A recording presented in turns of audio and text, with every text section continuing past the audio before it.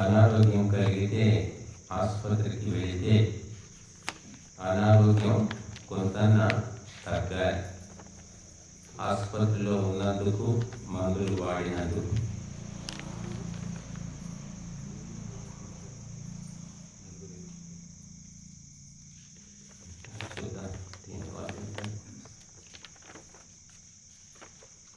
కాబట్టి మరి ఇక్కడ మనం 18 రోజులు అంటే ఈ రోజుకు 15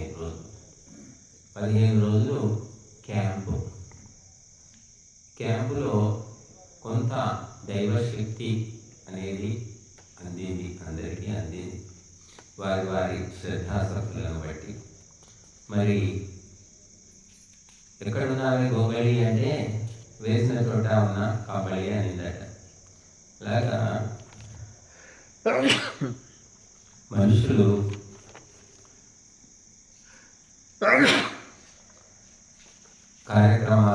ఆధ్యాత్మిక కార్యక్రమాల్లో పాల్గొన్న తర్వాత కొంత మనోబలం పెరగాలి. పెరిగితేనే మన పాల్గొన్నందుకు ఫలితం. కాబట్టి మేము ఒకటి మనిషి కొన్ని వదిలేయాలి, కొన్ని పట్టుకోవాలి. మన ఇల్లు కట్టుకుంటాం, ఇంట్లో కూడా ఏం చేస్తామంటే అన్నీ దాచిపెట్టుకోం. కొన్ని బయట పారేస్తాం, కొన్ని దాచిపెట్టుకుంటాం. బయట పారేయవలసినవి దాచిపెట్టుకోవలసిన వాటికి అక్కడ స్థలం ఉండదు. కాబట్టి చెత్త వస్తువులు, పనికిమాలిన వస్తువులు, కాలం దాటిపోయిన వస్తువులన్నీ తీసి పారేస్తాం. కొంతమంది ఏం చేస్తారంటే స్టోర్ రూమ్ అని చెప్పేసి అందులో పాత సామాన్లు, పనికిమాలిన సామాన్లు నిలువ పెడతారు. ఇవేమో ఎప్పుడైనా పనికి వస్తాయేమో అని చెప్పేసి. అలాగా మరి మనిషి జీవితము చిన్నది.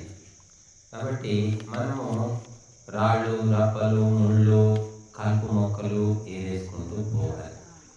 అప్పుడు జీవితము నందనవనంలాగా, బృందావనంలాగా ఉంటుంది. అందుకే మనము కొన్ని వదిలేయాలి, కొన్ని పట్టుకోవాలి. కొన్ని అంటే ఎన్ని అంటే కనీసం ఈ 18 రోజులు ఉన్నందుకు ఒకటైనా వదిలేస్తాము, ఒకటైనా పట్టుకుంటాము అంటే పర్వాలేదు అనుకోవచ్చు. మేమేమి వదిలేయం, మేమేమి కొత్తవి పట్టుకోము అంటే మాత్రం చాలా ముదిరినటువంటి సంస్కారం ఉన్నట్టు లెక్క. కాబట్టి నేను ఈ పుస్తకం మనకు ముద్రణ కాలేదు, ముద్రణ కోసం ఇచ్చాను కానీ ఆలస్యం చేస్తూ ఉన్నాడు. యజ్ఞ ప్రసాదం పుస్తకం ముద్రణ అయి ఉంటే అందరికీ ఇచ్చేవాడు. పుస్తకంలో నేను 41-42 పేజీల్లో 2 అంశాలు రాశాను. ఇవి ప్రతి మనిషి జీవితంలో అవసరమే. ఒకటి ఏమిటంటే పాప కార్యాలు, నరక ద్వారాలు, ఆరోగ్య నాశకాలు, ఆయు క్షీణకర అయిన అలవాట్లు, పద్ధతులు, ఆచారాలు ఏవైనా కావచ్చు. వీటిల్లో మీకు ఎన్ని ఉన్నాయి, మీరు ఎన్నిటిని మీరు పట్టుకొని ఉన్నారు, అవి గుర్తుపట్టి వాటిల్లో ఒకటైనా, రెండైనా, మూడైనా, 10 లేకపోతే కనీసం ఒకటే వదిలేయడానికి నిర్ణయించుకోండి, ఆలోచించుకోండి. ఎవరి బలవంతం లేదు. కానీ మీకు ఒక సూచన, ఒక లిస్ట్ ఇస్తున్నాను నేను. కూల్ డ్రింక్స్ ఒకటి, టీ, కాఫీ, బ్రూ ఇటువంటివి ఒకటి. రెండవది హార్లిక్స్, బూస్ట్, బోర్న్విటా ఇవి ఒకటి. మద్యపానం తెలిసిందే, ధూమపానం ఉన్నదే, మాంసాహారం, గుడ్లు, చేపలు ఇవన్నీ. పాలిస్టర్, టెర్లిన్, సింథటిక్ బట్టలు, గంజాయి, నల్లమందు వంటి మత్తు పదార్థాలు అంటే డ్రగ్స్ అలవాటు, గుట్కా, పొగాకు పొడి, జర్దా, పాన్ మసాలా ఇటువంటివి. టీవీ, బంకపాకం సీరియళ్ళు, చిత్ర సీరియళ్ళు చాలామంది అలవాటు పడ్డారు, మహిళలు ముఖ్యంగా. ఆ చిత్ర సీరియళ్ళు 100-1000 ఎపిసోడ్లు వస్తూ ఉంటాయి. అవి ఆ చెత్త సీరియల్ చూసి బుర్రంతా పాడు చేసుకుంటారు. ఆ చూడాలి అనే అలవాటు కూడా చెత్త అలవాటే. అది కూడా మరి వదిలేసుకునే ప్రయత్నం, ఆలోచన చేయండి.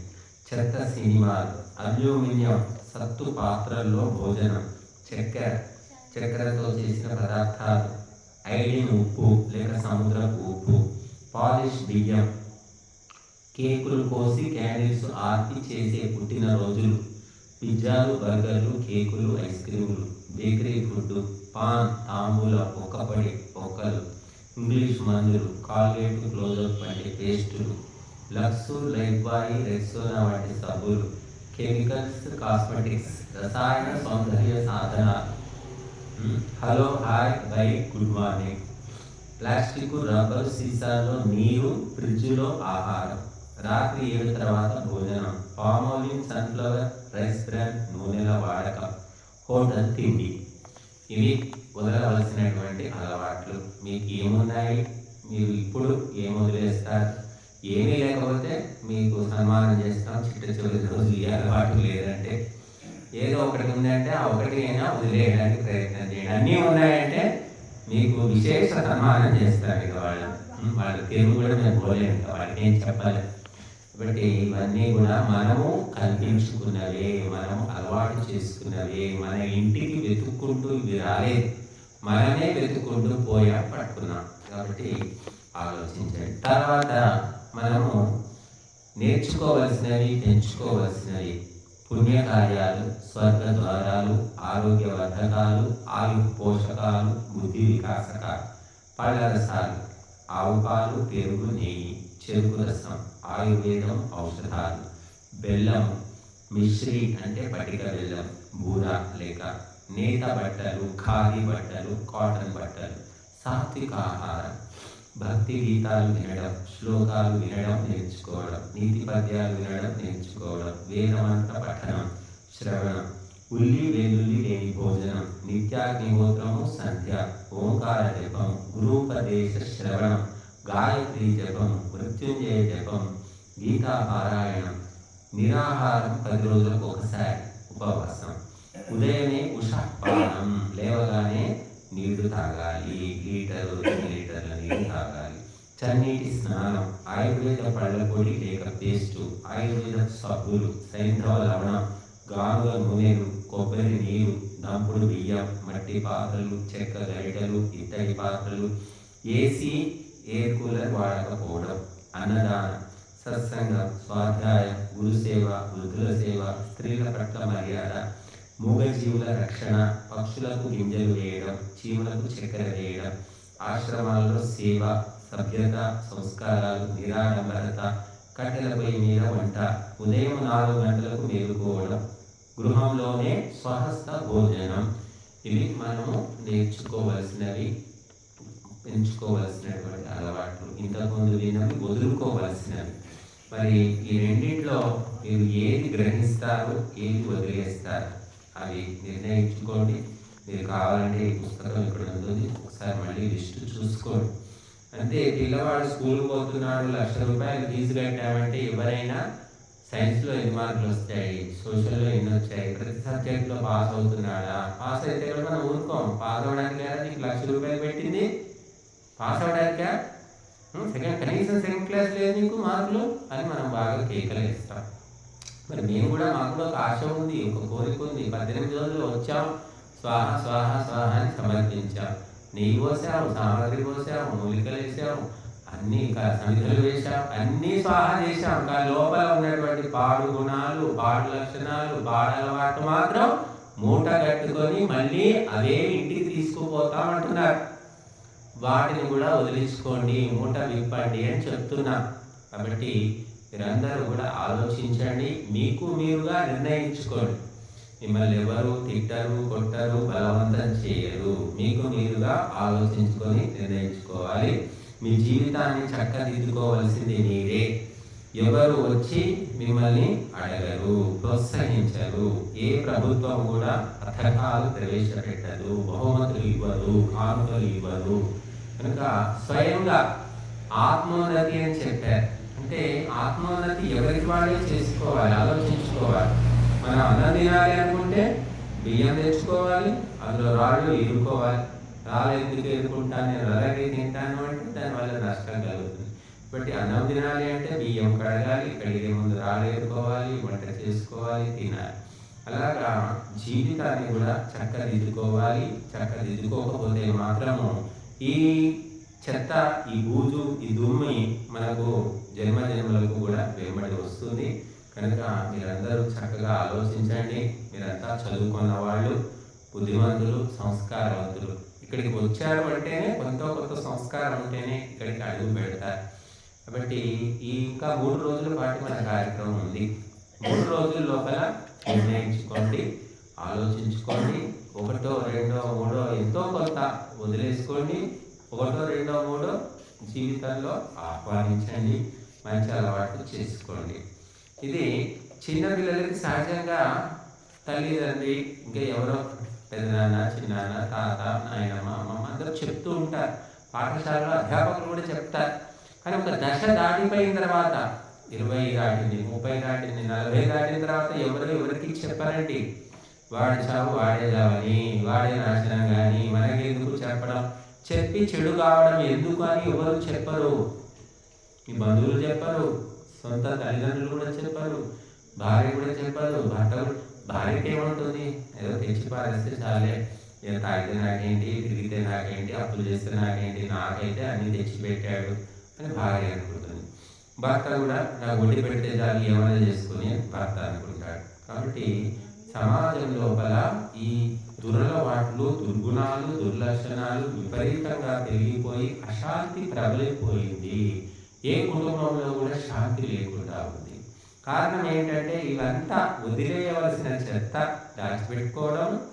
దాచిపెట్టుకోవలసినటువంటి అష్టైశ్వర్యాన్ని మూటగట్టి బయట పారేయడం. కనుక ఈ 2 పనులు జరుగుతూ ఉన్నాయి. కాబట్టి వదులుకోవలసిన దాన్ని వదిలేయాలి, తెచ్చుకోవలసిన దాన్ని తెచ్చుకోవాలి. ఈ ప్రక్రియ మొదలు పెడితే అప్పుడు జీవితంలో శాంతి అనేది వస్తుంది. శాంతి, ఒక వ్యక్తిలో శాంతి ఉంటే అందరికీ శాంతి వస్తుంది. అందరూ అశాంతిలో ఉన్నారు కాబట్టి అశాంతి పెరిగిపోతూ ఉంది. బట్టి మీరందరూ కూడా ఆలోచించండి. ఆలోచిస్తే దారి చూపిస్తాడు భగవంతుడు. ఆలోచించకుండా ఊరికే మెడకాయ మీద తలకాయలో మెదడు మోసుకుంటూ తిరిగితే లాభం లేదు. కాబట్టి మనం నేను ప్రతిరోజు 24 సార్లు లేదా 11 సార్లు గాయత్రి జపం చేస్తాను. ఇది మనం గ్రహించవలసింది. అలాగే వదులుకోవలసినవి చెప్పారు. ఇలాగ అన్నీ ఉన్నాయి, ఓంకార జపం ఇవన్నీ ఉన్నాయి. ఇలా కూల్ డ్రింక్స్ తాగుతూ ఉన్నారు, చాలామంది తాగుతున్నారు. మరి బయట ఏవో పదార్థాలు, నకిలీ కల్తీ నూనెలో చేసిన బజ్జీలు తింటున్నారు, అనారోగ్యం తెచ్చుకుంటున్నారు, హాస్పిటల్కి వెళ్తున్నారు. అక్కడ మరి 10,000, 20,000, 50,000 ఖర్చు పెడుతున్నారు. మరి దాన్ని సత్సంగాలకు పెట్టమంటే మనస్కరించరు చాలామంది.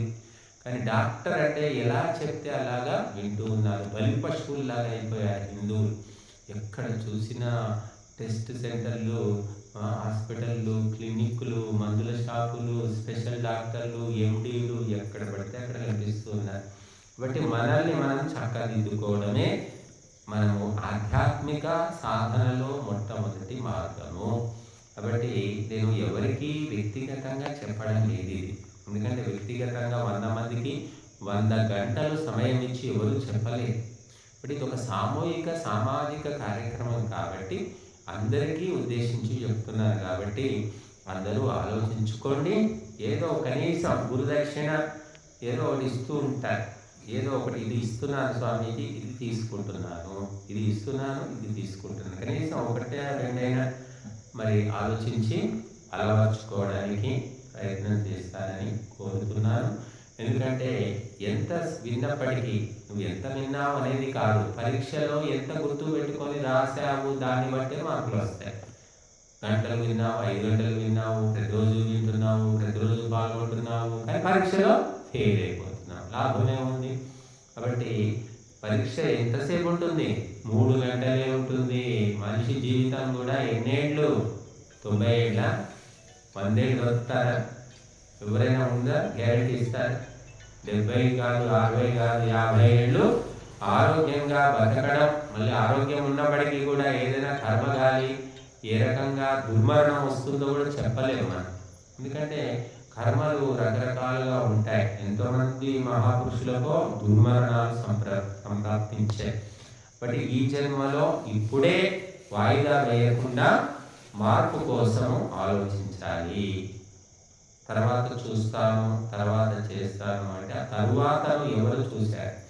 కాబట్టి ఈ సదవకాశం మనం 15 రోజులుగా భగవద్గీత పారాయణం చేశారు. ఇంకా 3 రోజులు చేస్తాం. చివరి రోజు 18 అధ్యాయాలు కూడా ఉదయం 5:30 నుంచి 8:30 వరకు పారాయణం చేస్తాం 26వ తేదీ నాడు. కాబట్టి ఇదంతా ఎందుకు అంటే బుద్ధి శుద్ధి కోసం. బుద్ధి శుద్ధి ప్రత్యేకంగా సబ్బుతోటో సోడాతోటో చేసేది కాదని. అది కేవలము ధ్యానము, స్వాధ్యాయము, పారాయణము, జపము, యజ్ఞము ఇటువంటి ధర్మ కార్యాల ద్వారా బుద్ధి శుద్ధి జరుగుతుంది. జరిగిన తర్వాత ఆత్మ స్పృహ అనేది కలుగుతుంది. కాన్షియస్, సెల్ఫ్ కాన్షియస్ అంటారు. ఆత్మస్పృహ కలిగిన వ్యక్తి తప్పులు తెలుసుకొని తన తప్పులు తానే దిద్దుకుంటాడు అని. ఎందుకంటే ప్రతి మనిషికి దేవుడు కాళ్ళు చేతులే ఇవ్వలేదండి, తలకాయ ఇచ్చాడు, అందులో మెదడిచ్చాడు. కాబట్టి ప్రతి మనిషి ఆలోచించగలుగుతాడు. ప్రతి మనిషి తినడమే కాదు, ఆలోచన కూడా చేయగలుగుతాడు. కాకపోతే ఈ ఆలోచించే డిపార్ట్మెంట్ను మూసేసి తాళం వేసుకొని తాళం చేయబోగొట్టుకున్నాడు. అందుకే ఆలోచనలు లేవు. చాలామంది ఆలోచించారు, ఊరికే మెదడు మోస్తూ ఉంటారు. వయసు పెరుగుతుంది, 70 ఏళ్ళు వస్తాయి, 80 ఏళ్ళు వస్తాయి, కానీ ఆలోచన ఉండదు. కాబట్టి చిన్న వయసులో కూడా కొంతమంది ఆలోచించి తమ జీవితాన్ని ఉజ్వలంగా మార్చుకుంటారు. కాబట్టి మనం ఆధ్యాత్మికత అంటే ఏమిటంటే ఏదో కాసేపు భజన చేసుకోవడం, ఏదో చేసుకొని వెళ్ళిపోవడం కాదండి. నిన్ను నువ్వు ఉద్ధరించుకోవడానికి ఇవన్నీ రకరకాల ప్రక్రియలు అని అర్థం. కాబట్టి మనము ఈ ప్రక్రియలను వాడుకొని ఆత్మోన్నతిని సాధించుకోవాలి. అదే మనకు కర్తవ్యము. కాబట్టి మీరందరూ కూడా ఆలోచించి చక్కటి నిర్ణయాలు తీసుకొని మాకు చివరి రోజు మనం పూర్ణాహుతి ఇచ్చేటప్పుడు మరి మీరు గ్రహించింది, వదిలేసింది 2 అంశాలు చెబితే సంతోషం. లేదు చెప్పలేము, మా మనసులో అనుకుంటామంటే మనసులో అనుకోండి, స్వాహ అంటూ సమర్పించండి. నువ్వు చెప్పాలనుకుంటే చెప్పండి, చెప్పకుండానే మేము చేసుకుంటాం చేసుకోవచ్చు అన్నమాట. కాబట్టి ఇది ఒక ప్రేరణ, ఒక దైవిక ప్రేరణ అని భావించి అందరూ కూడా మరి ప్రయత్నిస్తారని కోరుకుంటున్నాను. ఓం శాంతి.